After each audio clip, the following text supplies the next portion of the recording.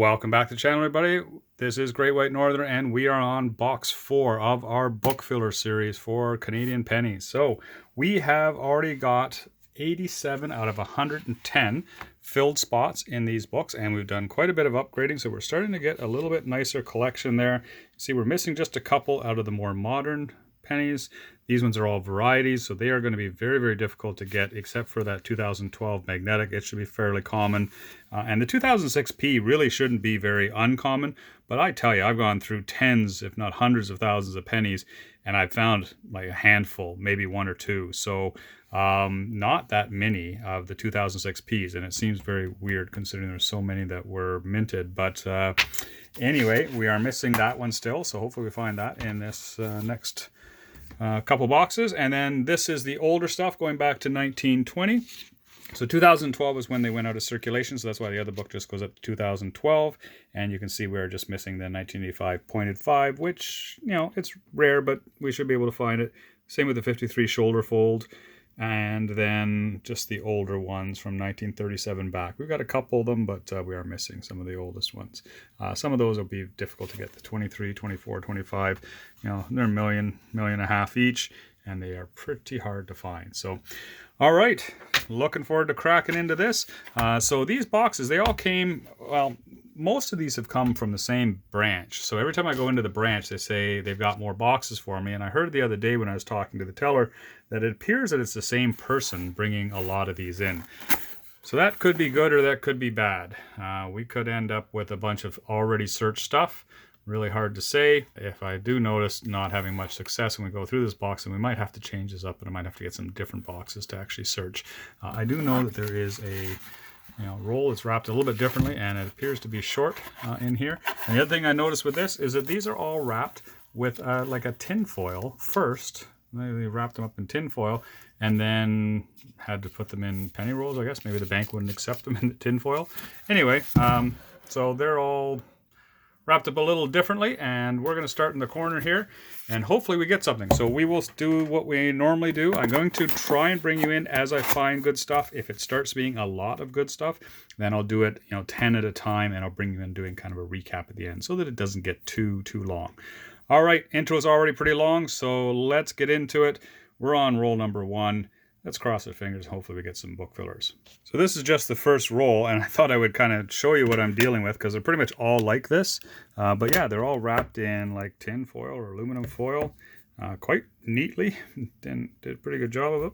And they're taped as well. So yeah, I can't do this one-handed. So I'll cut into this and we'll see what we got. Roll 2. And so these are a real pain in the butt to open, I'll tell you. They are very tightly wrapped with that tin foil, and I just basically have to tear into them to get them to come out. So they don't come out very nicely. But you can see here, they're mostly like this, 80s, basically 70s, 80s, and 90s primarily.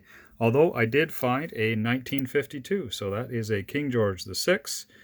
Last year of King George VI, and yeah, happy to find that. So good one to put on the board here. And I can see they've got 1964 here. We generally don't keep these unless there is something special. I'm going to check on here.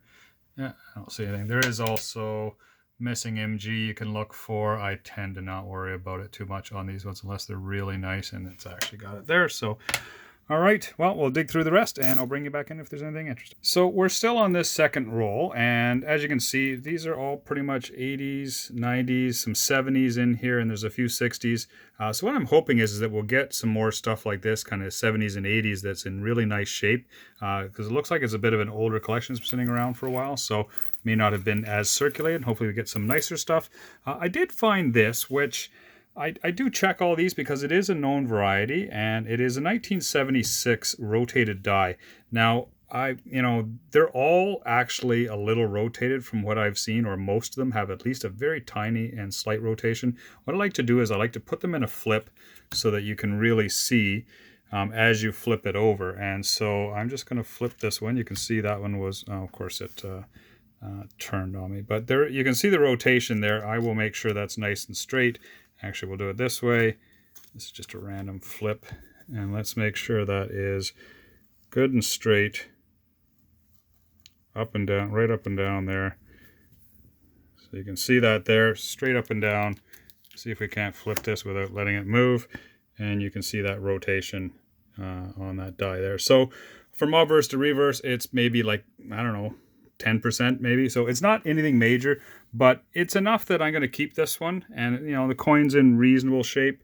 It's kind of a reddish brown. So I will set that one aside as a find for now. And it is something to look for. I haven't seen them much better than that, but I understand that they actually can get a little bit more rotated than that. So anyway, it's an interesting find, and we'll just keep moving on. Hopefully we find some nice stuff in here. It's looking promising.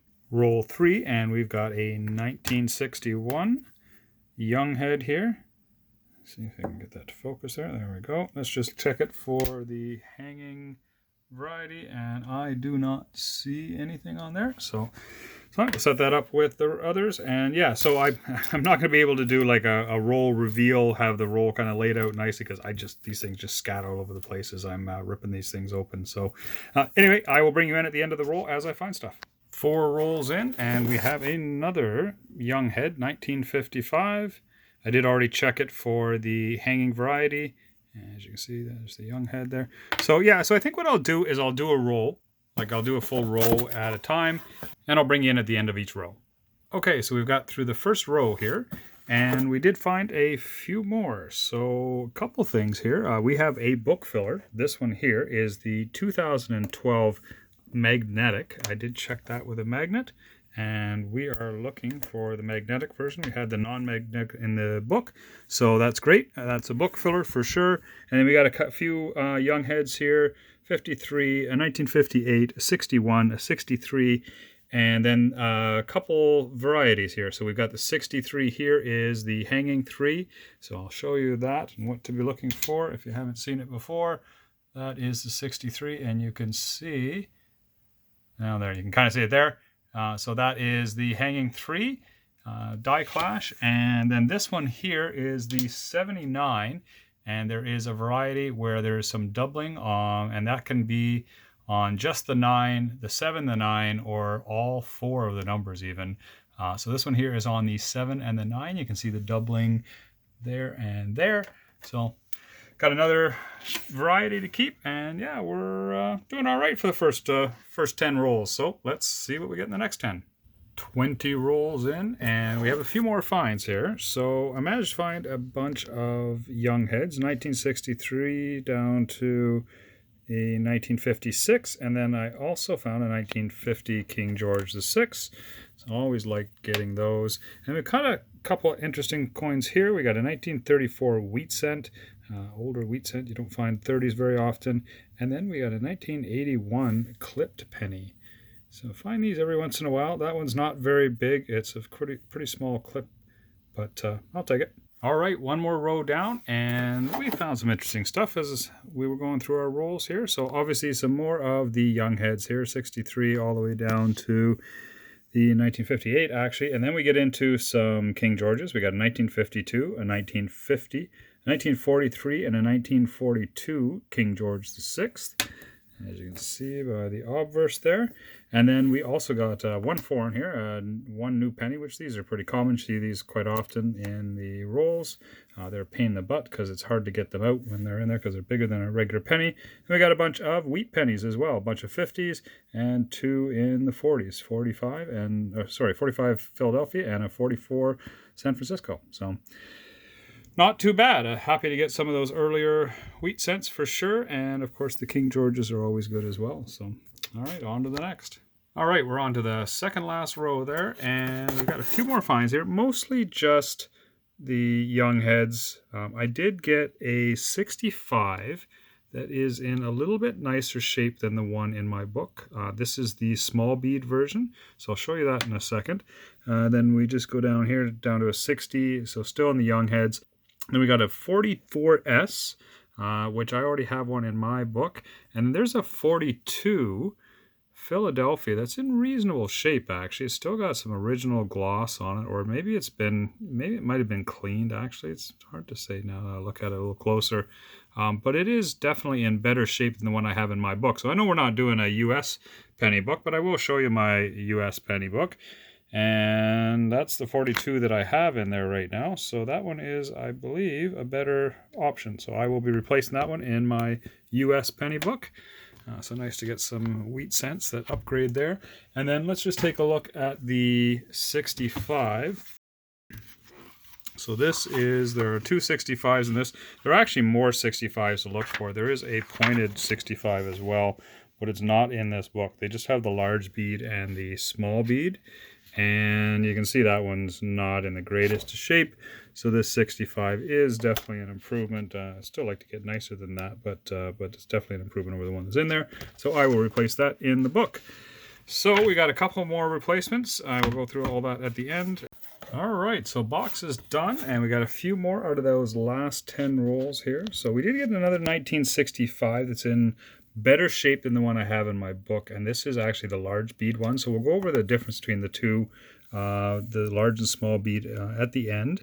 And then we got a few more young heads here. We got a 61 with the hanging variety on it. So I'm going to try and show it. It's not the greatest example, but I thought it'd be interesting because it's a little different than some of the other hanging ones, because of course the one is narrower. I can't get, oh, I think I saw it there. There we go. Light just shining off it. So what happens with this one, of course, is the hanging die clash actually comes right past the number. So it doesn't actually really hit the number. I've seen them lower as well, where it comes down here. And you can almost see actually a second die clash right there, and it'll come down this far. So anyway, that's the hanging variety for the 61. Look for that one. And then what else do we get here? We got another 52S in the wheat cents. So I don't find a lot of S pennies. And then we did get another foreign from, I want to say Barbados.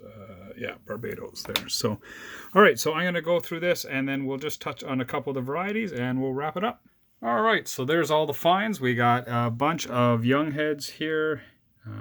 63 back to 55 by the looks of it. And then we've got some King George VI, 52s, 51s, 50, 40, and the earliest is a actually a couple 1942s in the King George heads.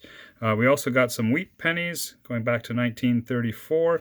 We did get that 42, which is going to replace one I have in my other book, and not part of this book filler series, but definitely nice to find one. A couple more wheat cents in the 50s. We got a couple foreigns there. And then some of the varieties that we picked up and the book fillers, well, we've got two 65s here. So I thought I'd show both of these so you can kind of see the difference.